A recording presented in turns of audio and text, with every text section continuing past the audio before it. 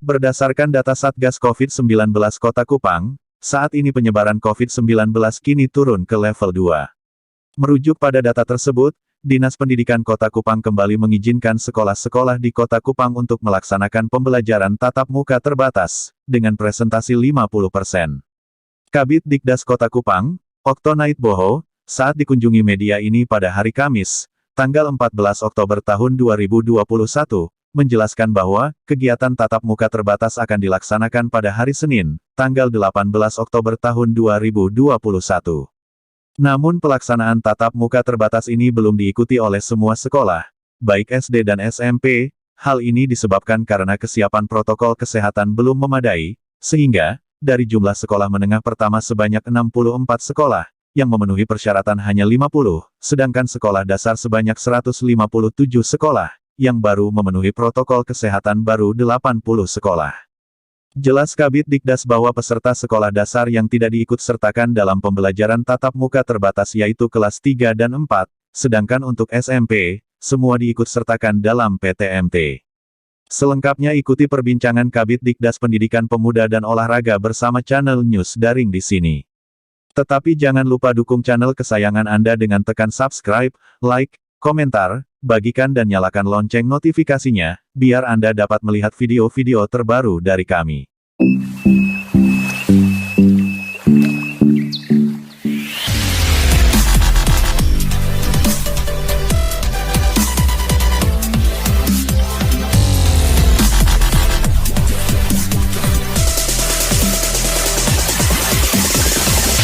Pembelajaran tatap muka terbatas seiring dengan surat edaran dari Wali Kota Kupang tentang status COVID di Kota Kupang.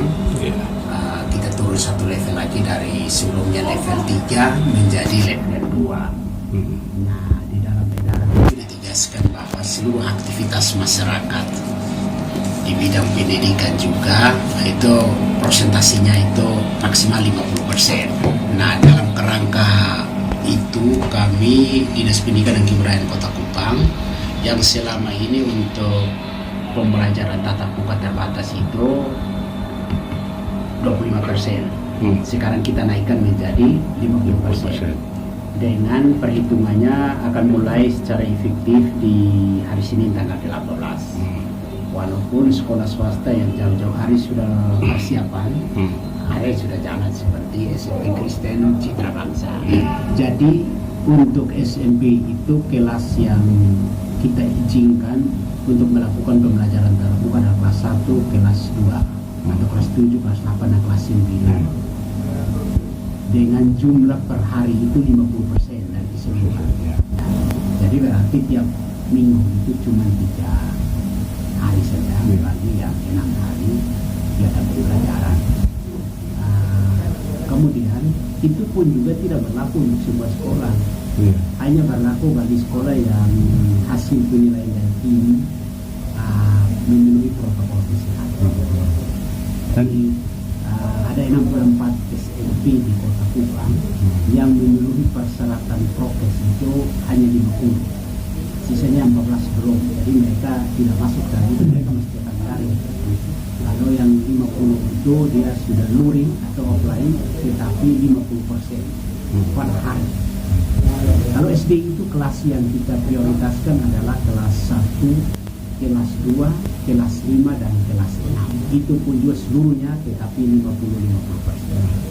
Dan dari 157 SD di Kota Kupang di swasta dan impres itu yang memenuhi prokes itu baru 80 sekolah. Berarti sisanya 77 itu belum memenuhi syarat prokes, jadi mereka tetap dari.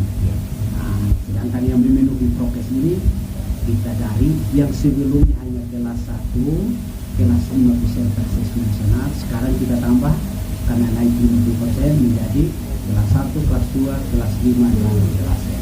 Kelas 3, 4, kenapa tidak? Kelas 3, 4 itu kita untuk sementara pilih dulu karena belum 100%. Kita mengikuti arah dari aktivitas masyarakat sebelum ketentuan. Nanti kan kita evaluasi, kira-kira 2-3 minggu lagi kita evaluasi. Jadi kalau misalnya status COVID tetap, kita lihat mereka disiplin dalam prokesnya bagus, nah, nanti kita tingkatkan. Iya. Terus kendala-kendala mereka yang tidak memenuhi syarat prokes itu apa-apa saja? Bervariasi. Jadi ada kurang lebih 9 item yang diperiksa, mulai dari peralatan COVID, sanitizer, tisu, kemudian air, cuci tangan, termogan, kemudian juga pernyataan persetujuan orang tua tidak itu.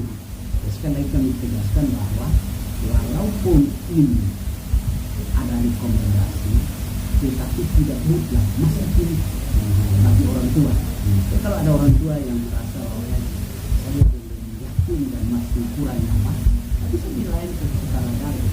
Dan sekali lagi bukan wajib, tapi masih pilih. Jadi karena itu kalau misalnya mereka memiliki semua komponen penilaian, tapi orang tua tidak setuju, itu mutlak. Jadi persetujuan orang tua mutlak. Ada yang semacam kayak tadi yang memenuhi persyaratan tapi orang tua tidak setuju tuh. Tidak, jangan. Itu sekolah-sekolah mana saja? Ada tidak? Saya kira kalau untuk persetujuan orang tua kami belum dapat bahwa orang tua tidak setuju. Semua setuju, tetapi itu mereka kalah di kelengkapan. Kemudian ada yang karena mungkin persediaannya dia hanya ada hari ini, karena kita periksa untuk jangka panjang. Anda hari ini lengkap, tetapi kira-kira di gudang yang tersedia tisu berapa? Karena kan anak kalau masuk semua, penggunaan tisu menjadi tinggi, sementara stok di gudang itu cuma terbatas. Yang kita asumsikan 1 minggu jalan sudah selesai. Terus penganggaran ini di mana? Dari mana? Lewat dana bos. Dana bos. Nah, terus contoh sekolah-sekolah yang memenuhi persyaratan atau yang tidak memenuhi itu kan salah satu faktor contohnya air. Semua sekolah ini kan air susah. Terus bagaimana? Kalau air itu kan sudah diintervensi melalui dana bos. Jadi untuk ketersediaan air tidak masalah, kan itu sudah diintervensi lewat anggaran. Ya. Mungkin kesulitannya bagi sekolah yang tempat penampungannya yang terbatas itu yang mungkin terjadi situ.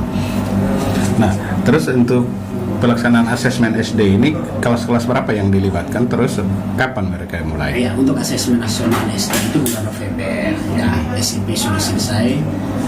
Dia kelas 5, jumlahnya 35 orang. Dia berbasis komputer. Kita sudah atur titip di beberapa sekolah. Ada di SD yang punya laptop atau komputer. Ada di SMP, ada di SMA, ada di SMK. Karena kita punya 157 sekolah ini, jadi kita titip. Dan ini juga untuk pertama kali baru kegiatan ini diselenggarakan sehingga menjadi inspirasi bagi kami untuk nanti tahun 2022 kita sudah mulai secara pelan untuk pengadaan perangkat itu. Kalau sudah 20% dari keseluruhan sekolah memiliki, bisa mengcover seluruhnya. Karena bisa satu sekolah mengcover 3 sekolah. Sehingga itu bantuan pemerintah juga ada melalui dana alokasi khusus untuk TK, dan juga kita akan dorong melalui APBD. Kemampuan siswa dalam Bervariasi sekali, ada yang sangat parah. Nah, ini yang sampai hari ini gimana mereka yang sekolah pinggiran ini? Dilakukan, tapi berbeda dengan SMP. Limit waktu untuk pendampingan mereka SMP sangat minim, paling banyak hanya 2 minggu saja. Kalau SD ini kan sampai November, jadi hampir 1 bulan lebih ya. Kita harapkan sekolah-sekolah sudah mengidentifikasi siswa-siswa yang parah, dan pembimbingan ini masih ada waktu. Mereka diperkenalkan dengan komputer, mereka diperkenalkan soal-soal, karena bercermin pengalaman SMP itu bisa guru-guru sudah menyiapkan. Terus ya nanti yang mereka pilih ini kan belajar dari asesmen SMP kemarin ya. Ada online dengan semi. Nah, yang SD ini metode sama, tetapi berpengalaman pada kemarin yang full online, yang kemudian menimbulkan masalah, mereka lebih milih semi. Dan kita harapkan karena di November tidak ada event nasional yang menggunakan server yang sama, sehingga tidak akan terganggu. Karena kemarin ada tes atau seleksi P3K, kemudian ada kegiatan lain bersamaan menggunakan server yang sama, akhirnya menyebabkan ini agak gangguan jaringan. Baik, pesan Bapak kepada pesan kita yang pertama terkait dengan pembelajaran tatap muka terbatas, peran orang tua harus dioptimalkan. Mengontrol anak, disiplin dalam hal memakai masker, menggunakan rajin mencuci tangan. Kemudian nanti sekolah-sekolah juga, karena ini prosentasi siswa sudah tinggi, jumlah sudah banyak, Satgas Covid di tingkat sekolah harus dioptimalkan sehingga pengawasan untuk kegiatan belajar mengajar dalam hal disiplin prokes bagi siswa itu tetap ditegakkan. Sementara untuk peserta asesmen nasional, teman-teman kepala sekolah melalui guru-guru ini tugaskan untuk memberikan pembinaan atau pembimbingan bagi siswa dioptimalkan untuk sisa 2 minggu ini, sehingga ketika mereka melakukan pada awal minggu kedua bulan November bisa berjalan dengan baik. Baik, terima kasih Bapak buat waktu dan kesempatannya. Oke, Selamat terima kasih. sore, Tuhan berkati. Yo. Shalom.